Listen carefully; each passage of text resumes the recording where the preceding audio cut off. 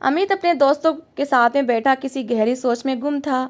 उसके दोस्त सिगरेट के कश लगा रहे थे। आशु ने सिगरेट का कश लगाने के बाद उसको भी ऑफर की कि तुम भी लगा लो और अपने सारे दुख हल्के कर लो। मगर अमित अपने दोस्त आशु को गुस्से से देखने लगा, कहने लगा कि क्या तुम जानते नहीं हो कि मैं सिगरेट नहीं पीता। मेरी ज़िंदगी में और भी बड़े दुख हैं, मैं उनमें एक और दुख की बढ़ोतरी नहीं करना चाहता। अमित ने ठंडी सांस भरकर आशु से कहा तो आशु ने कहा कि इसलिए तो सिगरेट दे रहा हूँ, क्योंकि ये हर दुख से तुम्हें आज़ादी दिलाएगी, तुम्हें इतना सुकून देगी कि तुम ऐसा सुकून पाने के लिए बार बार इसे पियोगे। अमित ने आशु को गुस्से से देखा और कहा कि ऐसा भी क्या है इस नशे में कि इंसान अपना सारा दुख ही भूल जाता है। आशु ने उसे उकसाने वाले अंदाज में कहा कि एक बार एक कश लगाकर तो देखो यार, खुश हो जाओगे। आशु ने जैसे अमित को चैलेंज किया था और अमित ने ना जाने क्या सोचकर वो सिगरेट ने अपने हाथ में पकड़ी और एक लंबा कश लगाया। उसे एकदम से ऐसा लगा जैसे उसका सारा दुख एक सिगरेट के धुएं में धुंधला हो गया है और उसका शरीर बिल्कुल हल्का हो गया है। इसके बाद तो वो बार बार नशा करने लगा और फिर न जाने सिगरेट से वो हीरोइन और अफीम के नशे पर कैसे लग गया और किस तरह से उसके सारे सपने और भविष्य की सारी प्लानिंग इस नशे की आहुति चढ़ गई।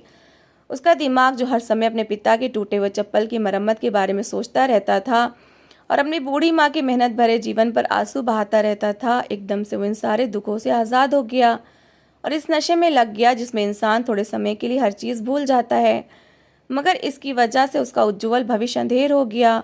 माँ चूल्हे के नीचे उपलों की आग जलाकर उस पर रखी दाल में बार बार चम्मच चला रही थी और पानी डाले जा रही थी ताकि वो थोड़ी सी पतली हो जाए और इन सब का पेट भरने के लिए काफ़ी हो जाए। अचानक अमित माँ के पास आया और कहने लगा कि माँ, आज तो हमारे ताऊ जी के बेटे की शादी है ना, क्या उन्होंने हमें शादी पर नहीं बुलाया। अमित की उम्र उस समय सिर्फ 15 साल थी और इस उम्र में इंसान को लोगों के असली रूप के बारे में पता नहीं होता। उसे ये अंदाज़ा नहीं होता कि जब गरीबी घर पर दस्तक देती है तो आपस के रिश्तों और संबंध के अंदर मिठास और प्यार खिड़कियों से बाहर निकल जाते हैं। आज अमित के ताऊ जी के बड़े बेटे की शादी थी। उनकी गांव में बहुत बड़ी हवेली थी और उन्होंने हवेली को पूरी लाइटों से सजा दिया था। हवेली बिल्कुल किसी दुल्हन की तरह सजाई गई थी और इस जगमगाहट में अमित का अपना घर किसी गरीब की कुटिया की तरह लग रहा था, जिसमें जलाने के लिए बल्ब तक नहीं था, क्योंकि उनकी इतनी भी हैसियत नहीं थी और ना ही इतनी औकात थी कि उनके घर में बिजली भी नहीं थी। पूरे गांव में बिजली का कनेक्शन था मगर उनके घर में कोई बिजली नहीं थी। उनकी ज़िंदगी से उजाला तो कब का निकल चुका था। वो तो बस ज़िंदगी के दिन पूरे कर रहे थे, क्योंकि अमित का बाप बहुत ही गरीब था। वो एक मैकेनिक की दुकान पर काम करता था और रात भर जो भी जमा पूंजी होती वो सिर्फ इस दाल पकने में लग जाती, जिसमें पानी डाल डालकर पतला किया जाता कि रात और सुबह की रोटी खाने में काम आ सके। अमित जब से पैदा हुआ था, शुरू शुरू में तो उसके ताऊ जी और उसके कजिन्स काफ़ी ज़्यादा उनके घर आते जाते थे, क्योंकि इन दोनों के घर लगभग एक जैसे थे। मगर इस 8 साल के समय में बहुत कुछ बदल गया था। ताऊ जी का घर छोटे से घर से एक बहुत बड़े महल में बदल गया था, क्योंकि ताऊ जी के हाथ ना जाने क्या चीज़ लग गई थी या अलादीन का कौन सा चिराग उन्होंने रगड़ा था कि रातों रात ही उनका भाग ऐसे चमक गया था कि उन्होंने अपने माथे पर ही अपनी आंखें रख ली थीं और अपने सगे रिश्तेदारों से बिल्कुल मुंह मोड़ लिया था। जैसे अमित का बाप शंकर उसके ताऊ जी धर्म का भाई नहीं बल्कि उसका जानी दुश्मन हो, क्योंकि अब उनके दिन बदल गए थे, इसलिए उनके दिल भी बदल गए थे। अमित के पिताजी अक्सर ही अमित को ताऊ जी के घर में ले जाते थे। अमित अपने कजिन के साथ खेलकर बहुत खुश होता था। उनका बड़ा सा घर देखकर उसके दिल में भी इच्छा होती कि काश उसका भी इतना ही बड़ा घर हो, जिसमें उसके पिताजी, उसकी माँ और वो बड़े ऐश और आराम से एक साथ रहें। इतने नौकर चाकर हों कि माँ को काम ना करना पड़े। ताऊ जी और उनके बेटे शुरू शुरू में तो अमित और उसके पिता को बड़ा प्यार देते थे और मेहमानों की तरह उनकी आवागत करते थे। मगर समय के साथ साथ उनका व्यवहार ऐसे बदल गया कि जैसे गिरगिट अपना रंग बदल लेता है और अमित बिल्कुल ही उदास और मायूस सा होने लगा था, क्योंकि उसे अपने कजिन्स के साथ खेलना होता था और उसके कजिन भी अब उसके साथ नहीं खेलते थे बल्कि उससे मुंह मोड़ लेते थे, जैसे वो कोई भिखारी हो जो उनकी चौखट पर बार बार भीख मांगने आ जाता है।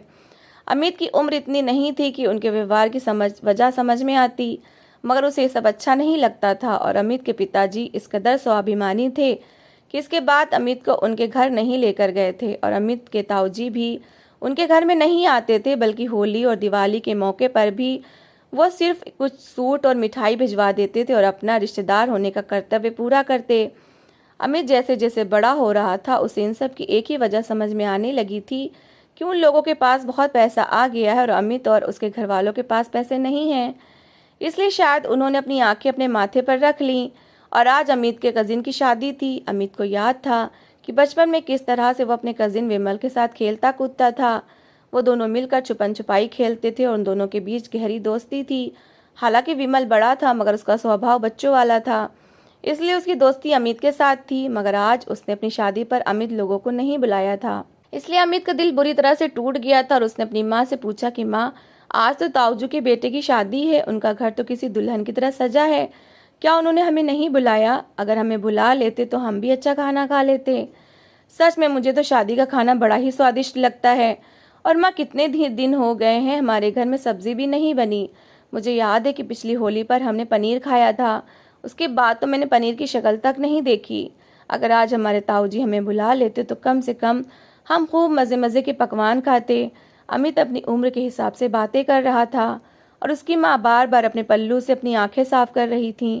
ना जाने चूल्हे से निकलने वाला धुआं उनकी आंखों में पड़ रहा था या अपने बेटे की बातें उनका दिल जला रही थीं। ये आंसुओं का सैलाब आंखों से निकल रहा था। मगर अमित की माँ ने मुस्कुराकर उसके माथे को चूमा और कहा कि मुझे अपने बेटे पर इतना मान और भरोसा है कि तुम ज़रूर इस लायक और काबिल बनोगे कि हमारी ज़िंदगी भी बदल कर रख दोगे। हमारे पास भी तुम्हारे ताऊ जी जैसा घर होगा और इतने ही पैसे होंगे और हम रोज़ पनीर और स्वादिष्ट पकवान खाएंगे। माँ अमित को हसीन सपने दिखा रही थीं, क्योंकि माँ की नज़र में अमित उनकी उम्मीदों का अकेला सहारा था। इतने में अमित के पिताजी भी आ गए। वो बड़ी मुश्किल से ज़मीन पर पैर रखकर चल रहे थे। अमित ने उन्हें ऐसे चलते हुए देखा तो उसकी नज़र फौरन अपने बाप के पैरों पर गई। उसके बाप ने पैरों में टूटे हुए चप्पल पहन रखे थे। अमित के दिल को ज़ोर से कुछ हुआ था। उसने अपने पिताजी के चप्पल उतार कर देखे तो नीचे से तलवे बिल्कुल ही फटे हुए थे और मिट्टी से बना हुआ फर्श पिताजी के पैरों को जला रहा था। शायद उनके तलवे बिल्कुल लाल पड़ चुके थे, मगर उन्होंने जुबान से कुछ नहीं कहा, क्योंकि वो जानते थे कि वो शिकायत आखिर किससे करें। मगर अमित के दिमाग और दिल में पिताजी की वो टूटी हुई चप्पल ऐसे बस गई कि उसने ठान लिया कि वो इस काबिल हो जाएगा कि अपने पिताजी को जूते तो ज़रूर दिलवाएगा। और जूते तो क्या, वो अपने ताऊ जी से बड़ा घर और उस घर में अपनी माँ बाप को ऐश आराम के साथ रखेगा। अमित पढ़ाई में बहुत अच्छा था। वो हमेशा अपनी क्लास में फर्स्ट आता था। हालांकि वो गवर्नमेंट स्कूल में पढ़ता था, फिर भी वो बहुत होशियार स्टूडेंट था और सारे टीचरों को उस पर गर्व था। कहते थे कि अमित बड़ा होकर ज़रूर बड़ा आदमी बनेगा और अमित के माँ बाप का सीना चौड़ा हो जाता था। अमित की कामयाबी को देखकर उनकी आंखों ने सपने सजाने शुरू कर दिए कि अमित किसी तरह ज़रूर इन सारे सपनों को एक दिन पूरा करेगा। और अमित ने भी ठान लिया था कि वो अपने माँ बाप की आंखों में बासु और शिकायत नहीं आने देगा। उसने और भी ज़्यादा पढ़ाई में दिल लगाना शुरू कर दिया। हाई स्कूल में उसने पूरे बोर्ड में फर्स्ट पोजीशन ली थी और अमित के पिताजी बड़ी मुश्किल से पैसे जमा करके मिठाई का डिब्बा लेकर अपने भाई के घर गए ताकि अमित की सफलता की खुशखबरी उन्हें सुना दें। मगर उन्होंने पिताजी से मिठाई लेकर अपने नौकरों को पकड़ा दी और कहा कि ऐसी मिठाई तो हमारे नौकर भी नहीं खाते। उनके स्वर में इस कदर घमंड था कि पिताजी का दिल बुरी तरह से टूट गया और वो थके कदमों से घर की तरफ लौट आए। मगर उन्होंने अमित की सूरत में सपने देखने शुरू कर दिए थे कि एक न एक दिन वो ज़रूर अपने भाई को बताएंगे कि हम भी किसी से कम नहीं हैं। अमित हाई स्कूल के बाद एक प्राइवेट कॉलेज में पढ़ने लगा, क्योंकि उसे स्कॉलरशिप पर एडमिशन मिल गया था। शुरू शुरू में तो वो बहुत लगन और मेहनत से पढ़ता था, मगर उसने लड़कों से दोस्ती बना ली जो कि काफ़ी बड़े परिवार के थे और बिगड़े हुए थे। अगर वो ना भी पढ़ते तो उनका भविष्य वैसे भी उज्जवल था। इसलिए उन्होंने ऐसी चीज़ों में खुद को गिरफ्तार कर लिया और अमित को भी उकसाने लगे कि यार, यही तो उम्र होती है ये सब करने की, इसके बाद तो जिम्मेदारियों का बोझ आन पड़ता है और जवानी का मज़ा तो इसी में है कि ज़िंदगी में हर तरह का एडवेंचर किया जाए। अमित का दोस्त आशु, जो कि एक अमीर बिजनेसमैन का बेटा था, वो अमित से ऐसी ऐसी बातें करने लगा कि अमित का माइंड बदलने लगा। उसे लगा कि पढ़ाई सारी उम्र होती रहेगी, वैसे भी वो इतना ब्रिलियंट स्टूडेंट था कि कम मेहनत भी करेगा तो कामयाबी उसके कदम चूमेगी। इसलिए एक दिन दोस्तों की महफिल में जब सब लोग सिगरेट पी रहे थे और अमित खामोशी से अपने बाप के टूटे हुए चप्पल के बारे में सोच रहा था, जो उसे बार बार सताते थे, और माँ का ऐसे परेशान होना, मेहनत करना और बार बार अपने घुटनों पर हाथ रखकर दर्द से कराहना याद आने लगा। तो आशु की बात सुनकर उसका ध्यान टूटा था और उसने एकदम हड़बड़ा कर आशु को देखा, जैसे उसे पता ही ना हो कि वो क्या बात कर रहा है। आशु कहने लगा कि यार, तुम कहाँ खोए रहते हो, ज़िंदगी से कुछ मज़े उठाओ, हर टाइम अपनी सड़ी हुई ज़िंदगी के बारे में शिकायतें करते रहते हो। जब तक तुम खुद अपनी ज़िंदगी को अच्छा नहीं बनाओगे, तुम ऐसे ही परेशान होते रहोगे और तुम्हारे हाथ भी कुछ नहीं लगेगा और तुम ऐसे ही बूढ़े हो जाओगे। क्या फ़ायदा इस ज़िंदगी का जिसमें सारी उम्र इंसान अपने कामों का रोना रोता रहे और मेहनत करके चार पैसे कमा ले, और जब अपने बलबूते पर खड़ा हो जाए तो उसे बीमारियां घेर लें और वो बूढ़ा हो जाए कि उसने तो फिर ज़िंदगी का कोई मज़ा नहीं उठाया। मैं तो भाई अपनी ज़िंदगी को फुल एंजॉय करूँगा। ये कहकर आशु ने सिगरेट का एक लंबा कश अपने अंदर उतारा। अमित उसे बड़े गौर से देख रहा था। उसने आज तक सिगरेट नहीं पी थी, हालांकि इसके दोस्त नशा भी करते थे और शराब भी पीते थे, क्योंकि वो बड़े बाप की बिगड़ी औलाद थे। आए दिन वो कोई ना कोई पार्टी घर में रखते और अमित को भी इनवाइट करते, मगर अमित नहीं जाता था। वो नहीं चाहता था कि वो अपने मकसद से हट जाए, मगर आशु की इस बात ने उसे सोचने पर मजबूर कर दिया। आखिर ऐसा भी क्या था इस सिगरेट के अंदर कि इंसान अपने सारे दुख भूल जाता था। उसने आशु के हाथ से आधी जली हुई सिगरेट पकड़ ली और एक लंबा कश लगाया, और जब उसका धुआं हवा में उड़ा तो उसे ऐसा लगा जैसे पिताजी की टूटे हुए चप्पल का सदमा और माँ के घुटनों का दर्द तो इसी धुएं में कहीं गुम हो गया है और उसका दिमाग और दिल के बिल्कुल हल्का हो गया। उसने आज तक ऐसा मज़ा नहीं लिया था और फिर वो इस नशे में ऐसा धुत हुआ कि अपनी पढ़ाई लिखाई सब कुछ बीच में ही छोड़ दी और दिन रात अपने दोस्तों के साथ पार्टीज करता रहा। उसे अब अपने बाप की टूटे हुए चप्पल नज़र नहीं आते थे और ना ही अपने माँ के घुटने का दर्द नज़र आता था। उसकी माँ सारी सारी रात दर्द से कराहती रहती थी, मगर वो अपनी मस्ती में मस्त रहने लगा। ना जाने उसे क्या हो गया था। ये चंगा भला इंसान एकदम से नशे की हालत में इधर उधर गिरने लगा, और ये नशे की लत तो ऐसी होती है कि जंगल में आग की तरह फैल जाती है। उसकी आंखें अंदर तक धंसने लगीं और वो बिल्कुल सूख कर कांटा बन चुका था, मगर उसे नशे का ऐसा चस्का पड़ा था कि वो इस आदत को छोड़ नहीं पा रहा था और लोगों की बातें उस पर कोई असर नहीं कर रही थीं। अचानक एक बार ताऊजी बड़े घमंड से गर्दन तान कर उनके घर में आए। इतने समय बाद ताऊजी को घर में देखकर माँ और पिताजी खुशी से निहाल हो गए, मगर वो तो किसी और मकसद से आए थे। कहने लगे कि जैसा बाप वैसा बेटा, तुम तो बड़ा खुशी खुशी अपने बेटे की कामयाबी की मिठाइयाँ हमारे घर में लेकर आते थे और ताने मुझे देते थे कि मेरे बेटे किसी काबिल ना बन सकें, क्योंकि वो तो मुंह में सोने का चम्मच लेकर पैदा हुए थे। मगर तुम्हारे बेटे ने क्या तीर मार लिया है, आज भी वो वीरेंद्र की हवेली के सामने बेहोश होकर गिरा पड़ा है। जाकर उठा लो अपने बेटे को, क्योंकि मैंने सुना है कि उसे नशे की ऐसी लत लगी है कि अब तो उसकी जान लेकर ही छोड़ेगी, और तुम्हारी इज्जत उसने पहले ही नीलाम करके रख दी है। पिताजी को ये सुनना था कि वो बिल्कुल ज़मीन पर गिर से गए।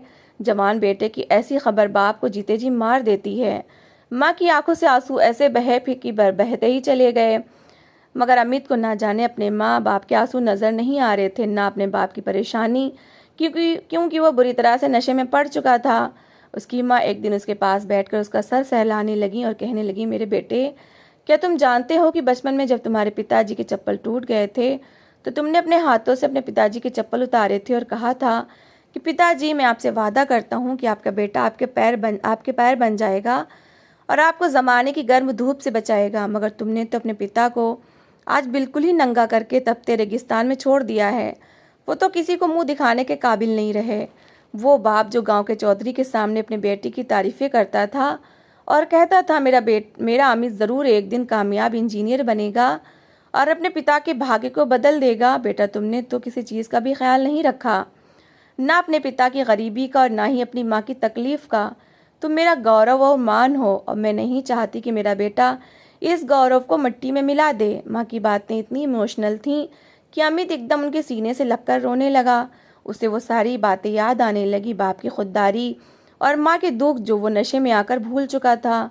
अपने दोस्तों पर गुस्सा आने लगा, क्योंकि वो तो अमीर परिवार के थे। वो नशे में पड़ भी गए तो उनके माँ बाप उन्हें संभालने वाले थे, उन्हें कोई फ़र्क नहीं पड़ने वाला था। मगर अमित तो अपने घर वालों की इकलौती जमा पूंजी था, उनके जीने का सहारा था। फिर ना जाने उसे क्या हो गया था। वो एकदम से उठा और अपनी माँ का माथा चूम लिया। कहने लगा कि माँ, आज के बाद मैं वादा करता हूँ कि कभी नशा नहीं करूँगा। अमित ने अपनी माँ के सर पर हाथ रखकर कसम खाई और उसकी माँ बहुत खुश हो गई, क्योंकि वो जानती थी कि अमित उसका आज्ञाकारी बेटा है। उसने एक बार माँ के सर की कसम खा ली है तो इसे पूरा करेगा। माँ के दिल को जैसे ठंडक पहुँची थी, और इसके बाद अमित ने फिर से अपनी पढ़ाई का सिलसिला शुरू किया, जो नशे की लत में कहीं गुम हो गया था। कभी कभी उसके पूरे शरीर में चिंगारियां सी उठने लगतीं। ऐसे लगता जैसे चींटियां उसके शरीर को काट रही हैं। वो रात भर सोता नहीं था। ऐसी बेचैनी और बेकरारी होती कि दिल करता अभी सिगरेट सुलगा ले और एक लंबा कश खींचे और सारे दुखों को भूल जाए। मगर उसे अपनी माँ के सर की सौगंध याद आने लगती और वो खुद को रोके रखता। वो जानता था कि एक बार जो नशे में पड़ जाए इससे पीछे छुड़ा नहीं सकता। मगर जब इंसान के अंदर से एक साहस और हौसला उठता है तो वो बड़े बड़े चैलेंज का सामना करने को तैयार हो जाता है। नशे को छोड़ना उसकी ज़िंदगी के सबसे बड़ा चैलेंज था। पढ़ाई में वो आज भी किसी से कम नहीं था। वो हमेशा अच्छे नंबरों से पास होता था और इंटर में उसने टॉप किया था। और इसके बाद बाप की टूटी हुई और अब आस बढ़ती गई और उम्मीदों का दोबारा से एक लो मिल गई और वो फिर से जल उठी। मगर ये तो सिर्फ अमित को पता था कि वो किस कदर बर्दाश्त से काम ले रहा है, क्योंकि 1 साल से उसने सिगरेट को मुंह नहीं लगाया था और अपने दोस्तों को भी हमेशा के लिए छोड़ दिया था जिन्होंने उसे इस लत में डाला था। अब वो उनके पास भी नहीं भटकता था। हमेशा अपने काम से काम रखता था और पढ़ाई में सर दिए रहता था। मगर कभी कभी उसका शरीर उसका साथ छोड़ने लगता और वो पागलों की तरह खुद को नोचने लगता। उसने कई डॉक्टरों से मेडिसिन भी ली थी जो कुछ समय के लिए उसे आराम देती थी, मगर फिर से वही लत उसे पुकारने लगती जो तबाही थी। मगर अब वो अपना वादा तोड़ नहीं सकता था, ना ही पीछे हट सकता था। उसने नामुमकिन को मुमकिन करके दिखाया था, क्योंकि उसके अंदर से अभी साहस और इच्छा शक्ति मरी नहीं थी। उसके बाप की आंखों में फिर से सपने जागने लगे। इंटर के बाद उसने मैकेनिकल इंजीनियरिंग के लिए इंडिया की सबसे बड़ी यूनिवर्सिटी में अप्लाई किया, क्योंकि उसके मार्क्स इतने अच्छे आए थे कि उसे स्कॉलरशिप पर फिर से एडमिशन मिल गया था। अब वो बिल्कुल बदलने लगा था। वो नशा पहले की तरह उसे नहीं पुकारता था, मगर उसने कभी भी ऐसी दोस्ती नहीं बनाई, कभी भी ऐसे दोस्त नहीं बनाए जो कि सिगरेट पीते हों या सिगरेट के करीब भी जाते हों, क्योंकि ये उसके लिए नशा एक ऐसी दलदल के बराबर था जिससे वो बहुत मुश्किल से निकल पाया था। और अब तो वो कामयाबी की बिल्कुल चौखट पर पहुंच चुका था और अपने माँ बाप की और अपनी ज़िंदगी बदलने के करीब था। और इसकी ज़िंदगी में वो समय भी आ गया जब उसने मैकेनिकल इंजीनियरिंग में पूरी यूनिवर्सिटी में टॉप किया था और उसे गोल्ड मेडल भी मिला था। इंडिया की हर कंपनी उसे हायर करना चाहती थी और उसके लिए बड़ी सी बड़ी ऑफ़र लेकर लोग आए दिन उसके घर पर आ धमकते। उसने अभी तक अपना घर नहीं बदला था, बल्कि वही पुराना सा घर था, क्योंकि वो लोगों को दिखाना चाहता था कि मैं किस घर से निकलकर इस मुकाम तक पहुंचा हूँ। ये घर उसे बड़ा प्यारा था। जब लोग उसके घर आते तो बिल्कुल हैरत में आ जाते थे कि ऐसे घर से इस तरह के नौजवान भी निकलते हैं। आज उसकी ज़िंदगी किसी इंस्पिरेशन से कम नहीं थी, क्योंकि उसने न सिर्फ नशे की लत को छोड़ा था, बल्कि अपनी ज़िंदगी को संवारने और अपने माँ बाप के भविष्य को बिल्कुल संवारने के लिए बहुत मेहनत की थी। उसके ताऊ जी अब अक्सर इसके घर आ पहुँचते, कभी मिठाई लेकर आते, कभी उसके लिए कपड़े और कभी जूते, क्योंकि वो जानते थे कि अमित आज नहीं तो कल किसी कंपनी में बहुत बड़ी पोस्ट हासिल करेगा और तब अमित के इंजीनियर होने पर उन्हें भी फ़ायदा हो सकता है। मगर अमित उनकी चालों से खूब पहचानता था। वो मुंह पर तो उनसे बहुत मीठा होकर बात करता था, क्योंकि ताऊ जी उसके बड़े थे। वो उन्हें मुंह पर ताने नहीं दे सकता था कि अब उन्होंने अपनी आंखें एकदम से कैसे बदल लीं। मगर उसे अंदर से सब पता था कि ताऊ जी बड़े मतलबी इंसान हैं। अचानक ही एक दिन उसे किसी अननोन नंबर से कॉल आई, जो कि इंडिया का नंबर नहीं था। उसने फ़ोन उठाया तो आगे से इंग्लिश में बोला जा रहा था कि हम आपको अपनी जापानी कंपनी के लिए हायर करना चाहते हैं और मुंह मांगी सैलरी भी आपको देंगे, आप हमारे साथ आकर काम करें। ये सुनना था कि अमित खुशी से पागल हो गया। उसने ये खुशखबरी अपने पिताजी को भी सुनाई, मगर उसके पिताजी ने कहा कि अमित, हमारे देश को तुम्हारी ज़रूरत है। बजाय किसी गैर कंपनी में तुम काम करो, तुम इसी देश में रहकर मेहनत करो। अब इस देश का तुम पर कर्ज है कि तुम यहाँ रहकर काम करो और अपने देश का नाम रोशन करो। पिताजी की बात सुनकर अमित की आंखों में आंसू आ गए और उसने इंडिया की सबसे बड़ी कंपनी के साथ कांटेक्ट कर लिया और उनके साथ काम करने लगा। उसकी किस्मत रातों रात बदल चुकी थी, मगर यह सिर्फ एक रात की कहानी नहीं थी। इस एक रात की कामयाबी के पीछे उसके 28 साल की मेहनत थी। आज अमित ने अपने ताऊजी के बिल्कुल सामने 2-3 एकड़ ज़मीन लेकर एक बड़ा सा महल जैसा घर बनवाया। उसका मकसद अपने ताऊजी को जलाना नहीं था, बल्कि उन्हें ये एहसास दिलाना था कि रिश्ते सिर्फ एहसास के होते हैं, दौलत तो आनी जानी चीज़ है। और सच कहते हैं कि जब इंसान अंदर से कुछ करने की ठान ले तो कामयाबी उसके कदम चूमती है। और अमित की मिसाल आज गांव का हर इंसान देता था और उसका नाम बड़े गर्व से लिया जाता था, क्योंकि उसने न सिर्फ अपने परिवार का नाम रोशन किया था बल्कि पूरे गांव का भी नाम रोशन किया था। अमित ने गरीब और मेहनती लड़की से शादी कर ली जो कि अपने सपनों पर यकीन रखती थी और बहुत ही ज़्यादा दिल लगाकर काम करती थी। अब अमित की ज़िंदगी बिल्कुल बदल चुकी थी और उसके माँ बाप बिल्कुल राजा महाराजा की तरह रहते थे और उसे देख देख कर जीते थे और अमित उन्हें देख कर जीने लगा था। तो दोस्तों, इस कहानी को लेकर आपकी क्या राय है, कमेंट बॉक्स में ज़रूर बताएं। अगर आपको हमारी कहानी अच्छी लगी हो तो प्लीज़ इसे लाइक करें।